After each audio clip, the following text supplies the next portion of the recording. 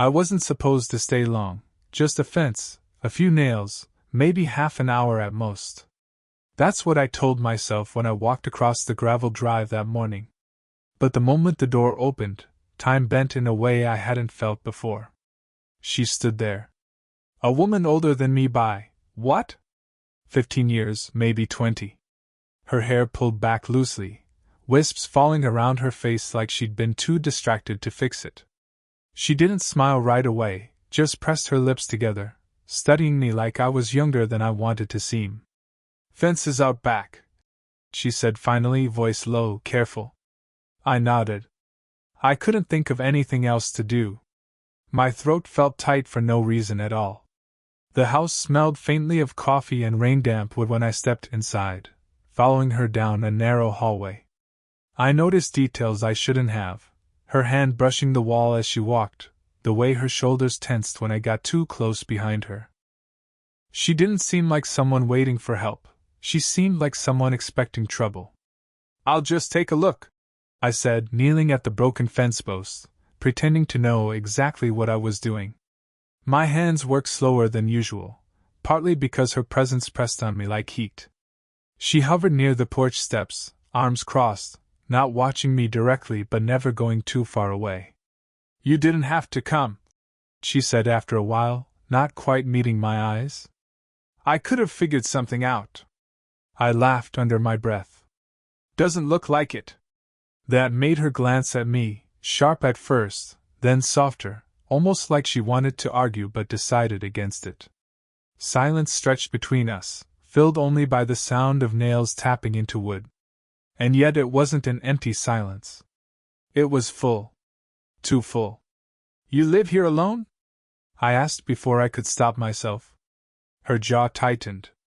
"Yes." She hesitated. "Since last year." The word hung there, heavy. I didn't push. When the fence was steady again, I wiped my hands on my jeans. I expected her to thank me, maybe hand me a glass of water, maybe even just nod and close the door behind me. Instead, she lingered. "You should come inside for a minute," she said, almost like she regretted it the second the words left her mouth. I followed her in, the air inside cooler, dimmer. A single lamp in the corner cast a pale glow over the living room. The table was cluttered, half-read books, unopened mail, a mug left too long with a ring of coffee drying inside it. Her life looked paused, like she hadn't decided how to move forward yet. She sat across from me, smoothing her skirt, avoiding my gaze. I caught the faint tremor in her fingers as she reached for her mug, pretending to sip. "You remind me," she started, then shook her head. "Never mind." I leaned forward, elbows on my knees. "Remind you of who?" Her eyes flicked up to mine, sharp again, like I'd stepped over a line I didn't even know was there. For a long moment, she didn't answer. Instead, she set her mug down too hard. Coffee sloshed. She didn't wipe it up. Her hand brushed against mine on the edge of the table, accidental, maybe, but neither of us pulled away right away. The touch was small, but it cracked something open in the air around us. She finally spoke, her voice a whisper that seemed meant only for the space between us. "You shouldn't be here this long." And yet she didn't move her hand. Her hand stayed near mine, close enough that I could still feel the warmth of her skin. It wasn't really a touch anymore, but the memory of it burned stronger than the contact itself. I should have pulled back, cracked a joke, said I had things to do. But I didn't. She exhaled slowly, leaning back in her chair as if distance could erase what had already passed between us. This isn't smart," she murmured. I knew she wasn't wrong. She was nearly twice my age, carrying a history I could only guess at. I was supposed to be just a neighbor, the kid who helped out when the gate broke or the leaves piled up. Nothing more. But sitting across from her, in a room that smelled faintly of vanilla and dust, it felt like I'd stepped into a place no one else was allowed. "I didn't mean to stay," I said, my voice lower than I expected. It feels like you shouldn't be alone." Her eyes flicked toward me, sharp again. "Don't say that." Why not? Because I've heard it before, she whispered. Her mouth tightened, like she'd let something slip she didn't want me to hear. For the first time, I noticed the framed photo on the mantel. A man stood beside her, smiling, his hand at her back. She had the same faint smile she wore now, the one she tried to suppress when her guard slipped. The edges of the photo were a little yellowed, like it hadn't been touched in a long while. I wanted to ask questions. About him, about what happened. But instead, I studied the tiny details of her, the way her left hand absent-mindedly twisted the ring that wasn't there anymore, the way she avoided looking directly at me when the silence got too long. She caught me staring. Her brow furrowed. You're too young to understand. I laughed softly, though it didn't sound confident. Maybe. But I'm here. That made her pause. The kind of pause that felt heavy, like she was weighing what those words meant. You remind me of him, she said finally. Quiet. Almost inaudible. I froze. Her voice broke slightly when she added, the way you stand? The way you don't know when to leave? My chest tightened. I didn't know whether she meant it as comfort or warning, but either way, it sank deep. I should have looked away, should have broken whatever this was before it could turn into something I couldn't take back. But she reached across the table again, not by accident this time. Her fingers touched my arm, deliberate and slow. Stay a little longer, she said, not quite looking at me. Just for tonight. I swallowed hard, my throat dry. Every reason to walk out screamed in my head, but my body leaned toward her instead. And before I could stop myself, I almost said the words that had been sitting in my chest since I walked through her door. I don't want to leave. The room had grown too quiet, the kind of silence that makes every breath sound like a confession. Her hand stayed on my arm, steady now, not trembling the way it had before. I should have leaned back, created space. Instead, I felt myself lean just slightly toward her, enough for her to notice. You shouldn't, she whispered, but her fingers didn't move. My pulse jumped.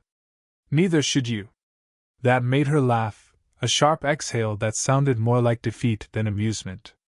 She pulled her hand away at last, brushing it across her skirt like she could erase the moment. I don't know what I'm doing, she admitted. For the first time, her voice cracked. Not because she was weak, but because she was tired of being careful, tired of carrying something she never let anyone else see. You don't have to know, I said quietly. Her eyes lifted, meeting mine for longer than they should have. The weight of it pressed down on me until I wanted to say everything I'd been holding back since stepping into this house. How she made me nervous, how every detail about her stayed with me long after I left, how I didn't just come here to fix fences anymore. But before I could speak, the sound of a phone vibrating cut through the stillness. She froze, her gaze snapping toward the counter where a cell phone buzzed against a stack of unopened mail. The name glowing on the screen, Claire, flashed twice before going dark.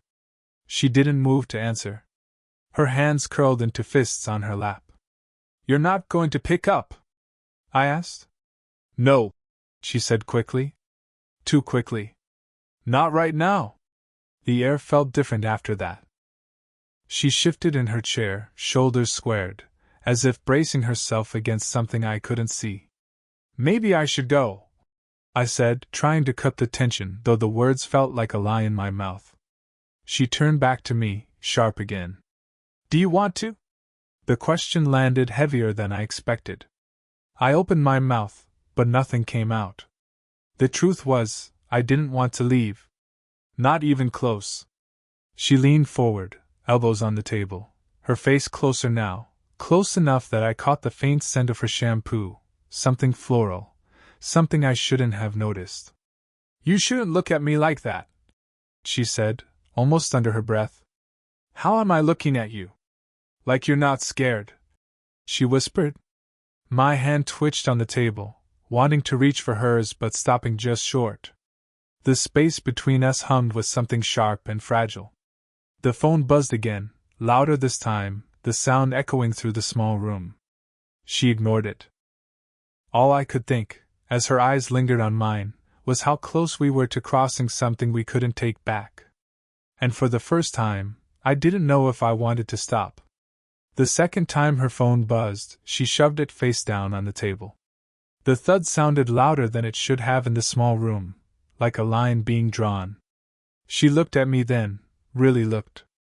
"You should have left by now," she said, her voice flat, but her eyes, they betrayed her. They didn't want me gone. I leaned back, folding my arms to stop my hands from reaching for her. "Do you want me to leave?" The question hung in the air. Her lips parted, then closed again. She didn't answer. Something in me broke open. The silence was unbearable, so I filled it. "I keep telling myself this is nothing. That I'm just helping you out, being neighborly, fixing a fence, carrying boxes. But that's not it." My throat tightened. "That's not why I'm here." Her breath hitched. She looked down at her hands, twisting together in her lap. For a long moment, she said nothing. Then, softly, "Don't do this." "Why not?" "Because I can't." She stopped, exhaled.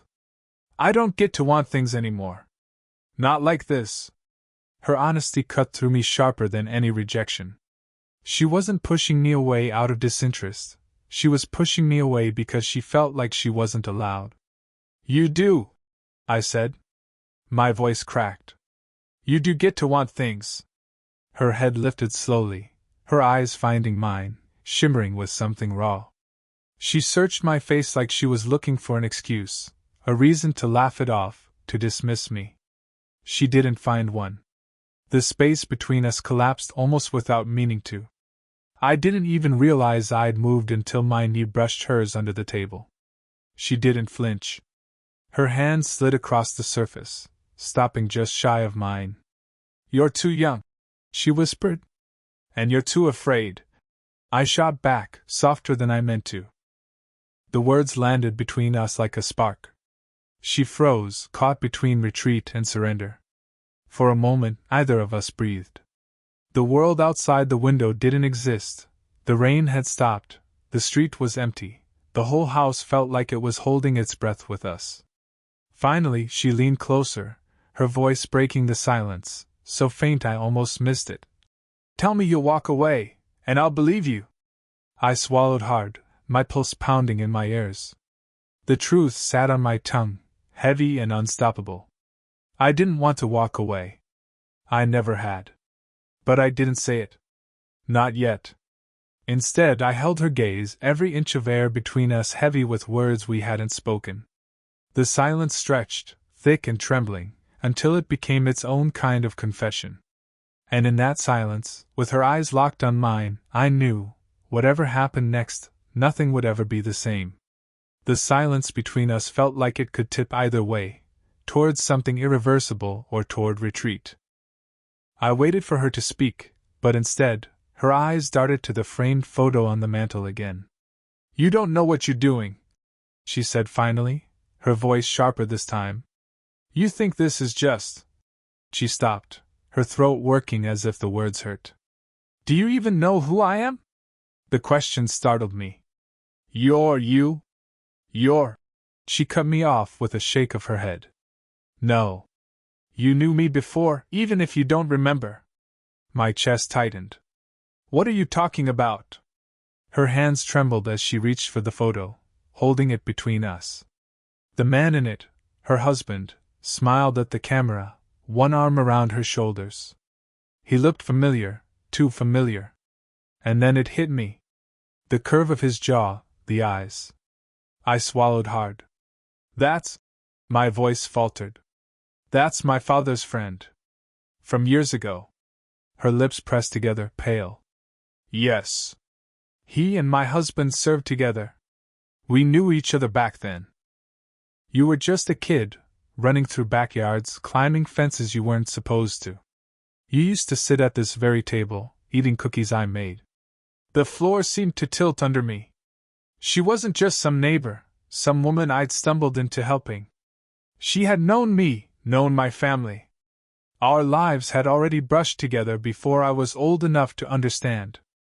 That's why this is wrong, she whispered, her grip on the photo tightening. I watched you grow up. And now. Her voice cracked, and she set the frame back down with a sharp click. I leaned forward, desperate, words spilling before I could stop them. And now I'm not a kid anymore. Don't use that as an excuse. That's not what this is. She stared at me, stricken. Her breath came quick, uneven. For a second, she looked like she might cry, but then her jaw tightened again. You don't understand what people would think. What I would think of myself. You think I care about that? I said, too quickly, too raw. I care about you. The confession slipped out before I could take it back. The air between us snapped, alive and dangerous. Her hands pressed flat on the table, like she was steadying herself against the storm. Slowly, she raised her head and looked at me with an intensity that made my chest ache. You shouldn't have said that, she murmured. But she didn't look away. And in that long, loaded stare, I knew something had shifted. The past that tied us together didn't push me away, it pulled me closer. I didn't know if that made it more forbidden or more inevitable. Her words, you shouldn't have said that, still echoed, but neither of us moved. The house felt too small, the air too heavy, like the truth had been squeezed into every corner. I leaned forward, unable to stop myself. But I did. And I meant it. Her eyes closed for a moment, as if my words were too much to bear. When she opened them again, they were glassy, unguarded. You don't know what you're asking for.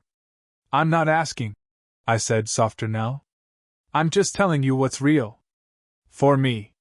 For right now. She shook her head, but her voice betrayed her.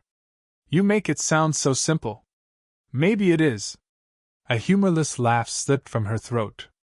It's not. It's messy. It's wrong. It's terrifying. And you're still here, I said, my voice barely above a whisper. Her hand, which had been twisting the hem of her skirt, stilled. She looked at me, finally, without the shield of guilt or regret. Just her. Do you know what it's like?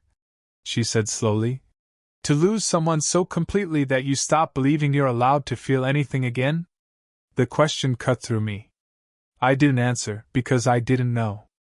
But I leaned closer, closing the space until her breath brushed my skin. Maybe you don't have to stop, I murmured. Her hand lifted, hovering in the air between us. She hesitated, then pressed her palm lightly against my cheek. The touch was trembling, uncertain, but it was real. I shouldn't, she whispered again. I know, I whispered back. But you are. The silence that followed wasn't empty. It was thick with everything we hadn't said. My heart hammered so loud I thought she must hear it. And then, without planning it, without permission, I reached across the last inch of space and let my hand cover hers. Warm. Fragile. Alive. Her lips parted, not quite a smile, not quite sorrow. God help me, she said, her voice breaking. I don't want you to leave. The words landed like a confession, like a vow. I tightened my grip on her hand, holding it to my face. Then I won't. For a long time, we just stayed like that. No kiss, no rush, just the rawness of two people admitting what they weren't supposed to. Her thumb brushed over my skin, and I thought I might break from the weight of it. Whatever tomorrow brought, judgment, regret, excuses, it didn't matter in that moment. In that moment, it was only her. Only us. And for the first time since I walked through her door, I knew neither of us could go back. The house had gone quiet again, but it wasn't the same silence as before.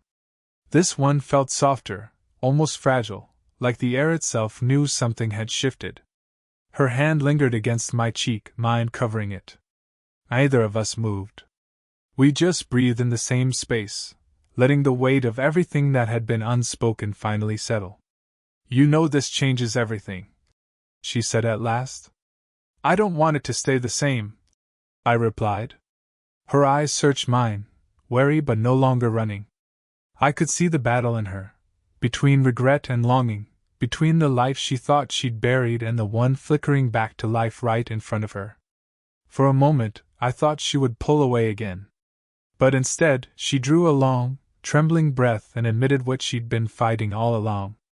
I don't want to be alone anymore. The words hit me harder than any confession of love could. They weren't perfect. They weren't neat. They were raw, honest, and completely hers. I'm not going anywhere, I said. And this time, it didn't feel reckless. It felt true. Her eyes softened. She reached across the table fully now, both hands wrapping around mine, and for the first time since stepping through her door, I felt the wall between us finally break. We didn't kiss. We didn't need to. The promise in her eyes was enough. Later, when I stepped out into the night air, the repaired fence standing steady behind me, I realized the truth. I hadn't come here just to fix wood and nails. I had walked into a broken place, into a life paused by grief and guilt, and together, somehow, we nudged it forward again. She wasn't the same woman who opened the door that morning, guarded and silent. And I wasn't the same restless kid who thought he could walk away whenever he wanted. We'd both been changed, by a touch, by a confession, by the unbearable silence that turned into something living between us. And maybe tomorrow would be complicated. Maybe the world would question it, maybe even we would. But tonight there was only this, two people who had found each other in the unlikeliest way, daring to want again. That was enough. Red Heart, did you enjoy the story? Sparkles, what kind of stories would you like to hear next? Romantic slow burns, suspenseful twists, or emotional family dramas?